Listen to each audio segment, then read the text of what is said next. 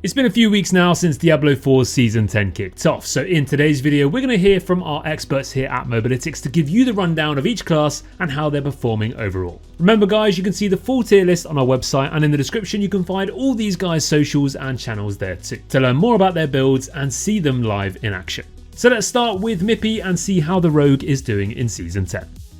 What's up blasters, my name is Mippy, I'm the Diablo 4 team lead on Mobalytics, and I'm covering the rogue. Overall, S plus tier, and for rogue specifically, Deathtrap is the undisputed king for all activities. Be that pushing, farming XP efficiently, blitzing through helltides and slaying bosses, whatever you want to do, Deathtrap's got you covered. It is, however, an Exodia type of build where you require multiple pieces and breakpoints to play it efficiently. But once you've assembled them all, it's unstoppable, leaving even Ball Lightning Swords and evade Spiritborns in the dust. Other than Deathtrap, Dance of Nights is still the best choice for leveling and early Torment progression. With Poison Trap being added to the build through Bursting Venoms, you can reliably get your glyphs up to level 100 and also farm gear for other rogue builds very quickly. Other builds like Twisting Blades and Penshot are just too slow and low area damage to keep up in the current meta and have fallen down in the tier list significantly. Flurry is definitely high up the list though of builds to try, and it's also quite fast and very simple to gear. Heartseeker is seeing a resurgent and is a fun to play build if you enjoy the bow rogue playstyle. There is also a basic skill build focused around the Forceful Arrow and the new rogue unique Orphan Maker, which is mostly a pit pushing build and should not be used outside of it because it is rather slow and clunky to play. Well, rogue has many viable builds in Season 10 and it's a fun class to try if you haven't done so yet. Hello, I am Ace of Spades, I'm part of Goblin Inc. and the class I main mostly has been Druid since Season 0 and a little bit of Spiritborn. You might have saw me with builds like Bulwark in Season 0 if you remember, and I also popularized on my channel the build Orange Quill. So Druid is an interesting class this season as it has been buffed quite a bit in the past. Past two seasons, I would say the class has really become remarkably strong with a big variety of builds which are all fairly strong.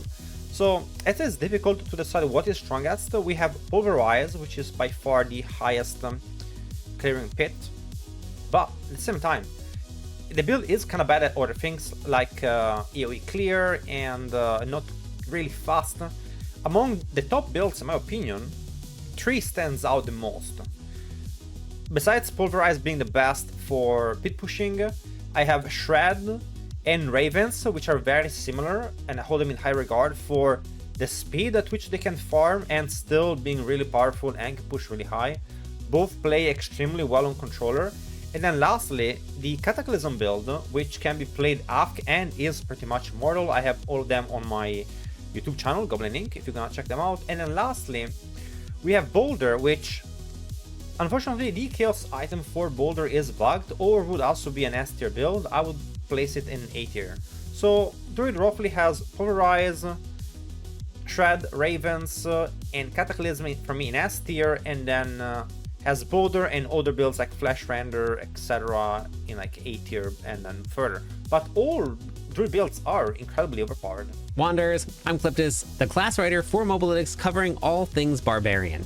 In Season 10, we have the most build diversity we have ever seen, and I wanted to highlight a couple of them, including the top tier builds for pit pushing, infernal hordes, and just some overall fun. Lunging Strike this season is absolutely insane. It's hitting for trillions of damage and is currently the top meta build for pit pushing. The dual basic skill build has already cleared pit 118 and is continuing to climb. This build utilizes the new Chaos perks Dual Threat to auto-cast a second basic skill at the same time while adding in some massive damage by combining this with a second perk, Unstable Power, which gives us guaranteed critical hit and overpower while adding in a massive 100% increase of damage. Now, if you're looking for speed farming, the Dust Devil Autocast Barbarian is the build for you. This build utilizes the new crazy perk. It's called Deafening Chorus. It consistently keeps your shouts active. On top of that, they also will activate once every 1.5 seconds. When we add in the Fierce Wind aspects that causes your shouts to cast Dust Devils, you get a massive Dust Devil spawn without even touching a single button. If that wasn't good enough for you, add in some earthquakes for some even bigger, more mobile damage, and watch your enemies melt away behind you. Now, I mentioned fun, the pure brawling build of charge, kick, and leap just feels barbarian. It's brutish, mobile, and an absolute blast to play. You leap on enemies, you charge them into the wall, and then you kick them for some insane amounts of damage that I did not expect to hit in this season. Combining this with the new Barbarian unique, the Saber of Sawskull, it's looking like you'll not only be able to bonk for trillions, but you'll be able to kick for trillions too. Make sure you check out the tier list on the Mobalytics site for all of the best Barbarian builds, and if you have any questions about any of the builds, drop it in the comments and we'd be happy to help you set up your character for success in Season 10. Barb Nation, I'll catch you on the flip side. Hey guys, Immortalize here, ex-game developer, and I recently joined Mobalytics as the Spiritborn class writer. The Spiritborn is an interesting class as you can either get up close and personal with martial arts style close combat abilities, or fight from a distance with its various ranged skills. In Season 10, the Spiritborn is flying high with multiple S tier builds and currently the top build of the season, clearing Pit 130 plus on the unofficial leaderboards. Rake Spiritborn has taken many by surprise with an evade style build that offers both high mobility and insane damage, reaching into the hundreds of trillions due to an interaction with the Season 10 Chaos Powers. Whilst Dawn's Payback, a guerrilla-style retaliation build, offers a more chill, close combat playstyle that is also performing extremely well, clearing into the high 120s in the pits and equips 3 weapons as chaos items in armor slots. Complete insanity. Returning fan favourites Quill Volley and Crushing Hands still continue to perform well due to the insane combination of chaos items you can put together, particularly the Rod of Kepaleka and the Zepazontek, unlocking more power than is normally available, allowing the ability to one-shot everything in the game with ease. An old but restyled build, the Rockspit of Thorns Gorillaborn, has made a strong comeback this season. A simple build with huge buffs to the Gorilla Ultimate and great synergy with the seasonal powers, this is destroying everything in the game, and it's an extremely fast farming build allowing you to lock on and zip through enemies. For the lovers of all things speed, the Evade Spiritborn is still one of the fastest builds in the game, and with the seasonal powers, it is now able to beat all endgame content with ease as well. Want to move as fast as you can? This is the build for you. With the way that Spiritborn has one of the fastest builds in the game, multiple top tier pit pushing builds, and has some excellent leveling builds, Spiritborn clearly falls into the S tier category on all fronts in Season 10. Never played Spiritborn before? It's a great time to do so. Hey guys, Rouge Cruise from Goblin Inc. here, and let's talk about the best Necromancer builds. So obviously Shadowblight is the strongest build this season. It is insanely powerful. It comes online very early, and the gameplay is just incredible. You just run around spamming Soul Rifts, and the Soul Rifts just drain all nearby enemies and do these huge Shadowblight damage procs. It's a really good build for pit pushing, comes online very early, it's a great build for bossing. This build just does everything very well. It also happens to be your best speed farming build. If there was an S+ tier, Shadowblight would definitely be in that. It's definitely the best build. But there's 2 other builds in S tier that are very strong and super underrated. The first is Bone Splinters. So Bone Splinters is all the way up to a pit 117 now. Basically, the way this build works is you spam these Bone Spirits, and every time you cast Bone Spirits, you get a ton of Splinters that just shoot all over the place. And with the new unique, those Splinters now pierce enemies. This makes the build really cool, it's really fast for farming, and in general, it's just a really solid build. And then the next build I think is really cool, which is a purely seasonal power based build, which is a Skeletal Warrior build.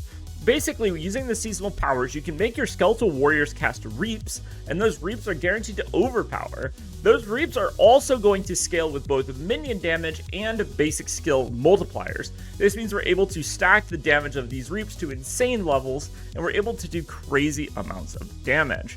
Now in the A tier, I think the coolest A tier build and the strongest one is definitely the Ring of Power Mages. Although, you know, they don't play Ring of Mendeln anymore, but instead now Mages are like a pure auto attack based build where we basically are buffing up our shadow damage to crazy numbers, and then the Mages are clearing the screen. Mages are a great build for farming, super fun to play. They're my personal favorite Necromancer build, as a lot of you guys will probably know. Approved! And yeah, just overall very strong. I would say that both Bone Spirit and Bloodwave are both very undercooked builds at the moment, in the sense that not a lot of people are playing them. They're both like really solid builds still, but they don't quite match up to like the higher tier builds, and on top of that, they're kind of annoying to build and kind of annoying to play, so I think they're kind of underplayed. But yeah, that's pretty much the summary of the Necromancer meta, with Shadowblight being the strongest, and then Splinters and Warriors also being very powerful builds. So definitely check out Necromancer. Peace out. Hi everyone, I'm Mikuna. I'm covering S-tier build, and today we're going to talk about the S-tier build of the Sorcerer. The strongest build of the season for the Sorcerer gonna be Ball Lightning, Hydra, and Crackling Energy. Hydra has the highest clear right now, and it's 133. On Ball Lightning we are clearing 118, and Crackling Energy should be above 115. All of these three builds are above 115, that put them in S tier for the Sorcerer. And yeah, there is also Lightning Spear that is in A tier, that is the fastest build in the game, like across all the classes. Like there is no faster than this, so a special mention for it. I also have a variant of my Ball Lightning build, hybrid with Lightning Spear, that is like super fast. You can clear all T4 content in the game. And overall, I would say Sorcerer is a solid S rank as a class because it's super fast. You can farm faster than any other class in the game. If you need to farm and you need to get Chaos Armor, Sorcerer gonna fight twice as fast as other class, even though other class can push like higher than Sword. Spiritborn right now is at 135. Pit pushing is like kind of special, like not many people push the pit, so I would say it doesn't really matter. That's why I would rank the Sorcerer in like a solid S for this season. Well, there you have it, guys. That's the Season 10 tier list summed up by our team of experts here at Mobalytics. Now, don't forget to check out their channels and builds before you go, and head to the tier list on our website to see more. Thanks for watching. We'll catch you in the next one, and as always, take care.